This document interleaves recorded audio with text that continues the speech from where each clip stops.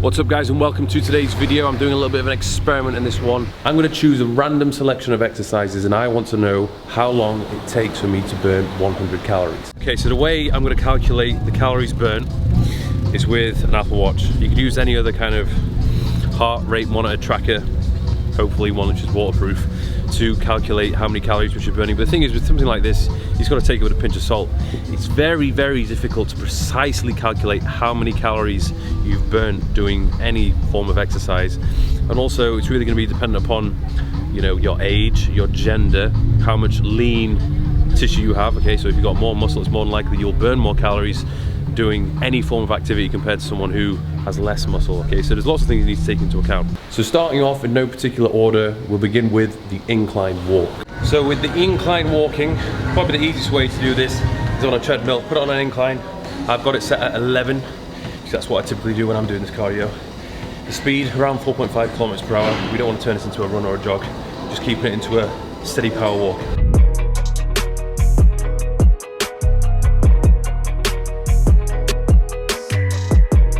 So 13:08 to burn 100 calories. So the next activity I'm doing is stair sprints. I found myself a nice challenging set of stairs which I'm going to sprint up as fast as I can, and I'm going to walk down at a steady pace and then sprint back up again. So I'm going to keep repeating that until I burn 100 calories.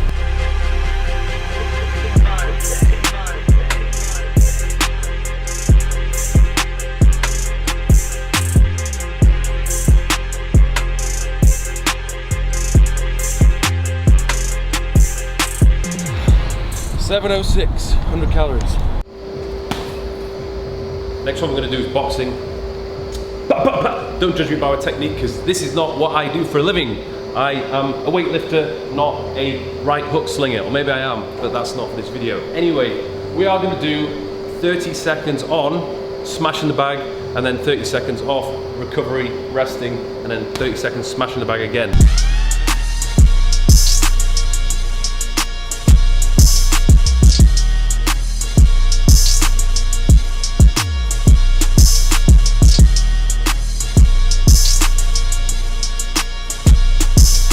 $100 calories, 640. Obviously, if you're going absolutely akabusi and going at it for 30 seconds, you're gonna burn more calories than if you just kind of casually hit the pad.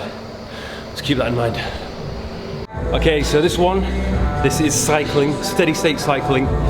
I've picked a resistance on the machine, which isn't too hard, but it's not too easy. So there's a little bit of a quad burn. You could do the same thing if you're just cycling either outdoors on a cycling track.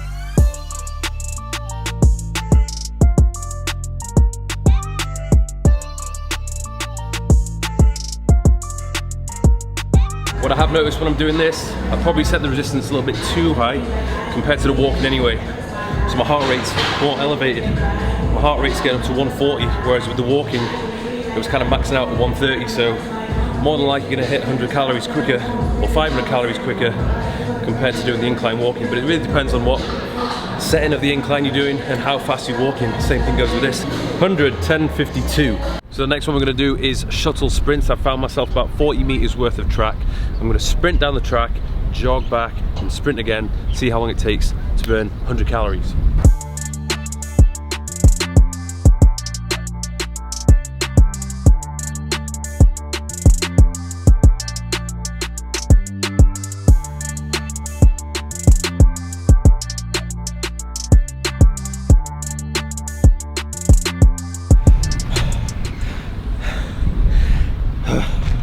$99, 100 calories, 7 minutes.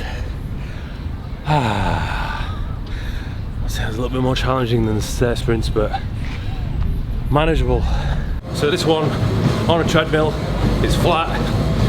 Got myself at a steady pace, around 10 kilometers an hour.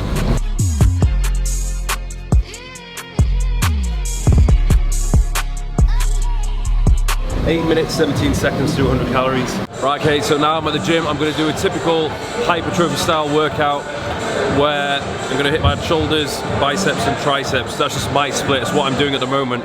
The calorie burn probably isn't gonna be that huge for that type of workout compared to, say, for example, if I was doing legs, or I was doing, like, let's say for example, a superset or circuit-based workout. But I'm gonna go at my own pace and just do what I would typically do So I'll start the timer now, and I'll notify you once I burn 100 calories.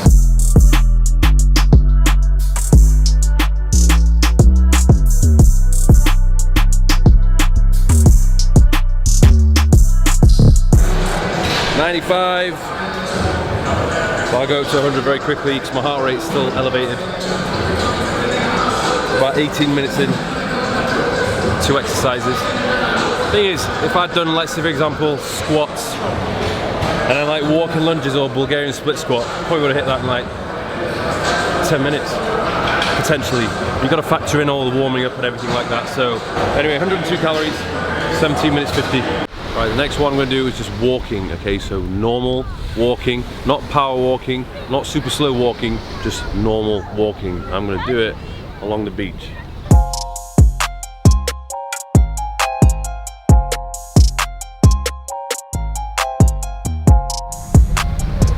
Oh gosh. It's a long 99. 100, but 22 minutes, 24 seconds. Hey-ya! So, the assault bike, if you've done this before, you already know this one sucks. I'm going to do some HIIT, high intensity interval training. So it's going to be 40 seconds, steady state, 20 seconds all out, 100% maximum intensity.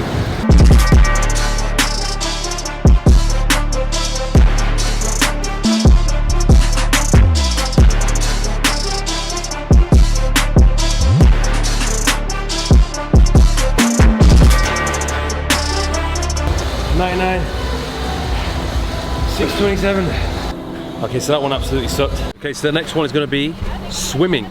Now, obviously I could choose a different number of styles of swimming, but I'm going to go with breaststroke. I feel like breaststroke is appropriate in this situation, so I'm going to get myself in the sea and swim.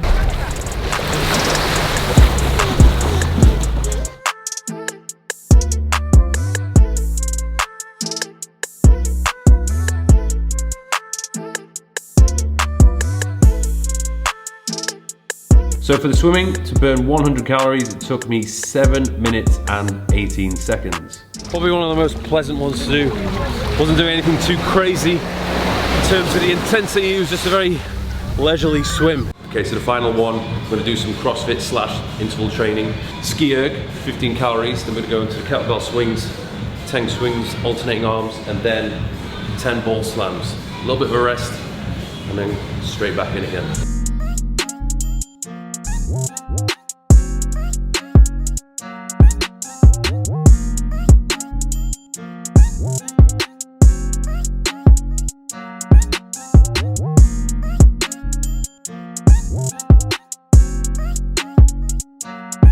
Six minute, 99, 100, 6 minutes 52.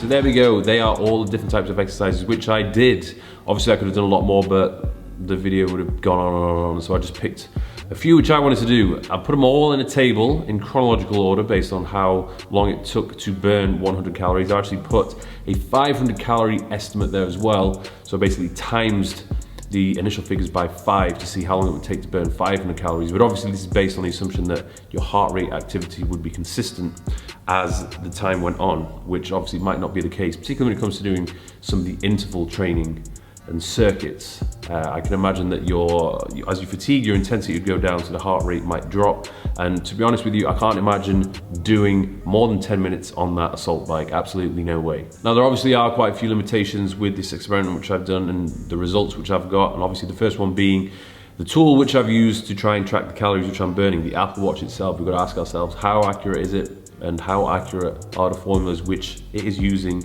to actually calculate the calories which I'm burning based on the different types of activity which I'm doing. By far, one of the biggest limitations is, without a doubt, when it comes to actually doing resistance training or weightlifting, the watch or the tool itself does not know what weights you're lifting, and it doesn't know the exact exercise which you're doing, okay? So the calorie burn which it calculates from doing resistance training and weightlifting, really isn't that accurate at all. And obviously it's not taking into account the amount of calories which you will be burning after you've completed the session itself. So the main things which I want you to take away from this video are as follows. If you want to burn the greatest number of calories in the shortest period of time, you want to do different forms of high intensity interval training or circuit training or interval training, things like that. The second thing, a lot of these forms of activity which are shown on this list aren't really going to do a huge amount in terms of contributing to building more muscle mass. Okay, maybe the high intensity interval training or forms of circuit training may help to increase muscle mass a little bit, but only up to a certain point. Okay, if you want to build muscle tissue, a significant amount of muscle, you're going to have to lift weights. Okay, it's as simple as that. Now, which form of activity you choose to do is really down to your goals. Okay, if you just want to be healthy and fit and burn calories, then maybe just doing the cardio will be good enough for you, but I strongly advise that you do resistance training and weightlifting to actually build more muscle mass, because you are going to burn more calories at rest if you do have a greater amount of lean muscle tissue. But I don't want to get too much into that because that is a completely different video. A combination of different forms of activity is going to be great to just be a healthy, fit, functional, and strong human being. So thank you very much for watching. I hope you've enjoyed this. Give it a thumbs up if you have enjoyed it, and I'll see you soon.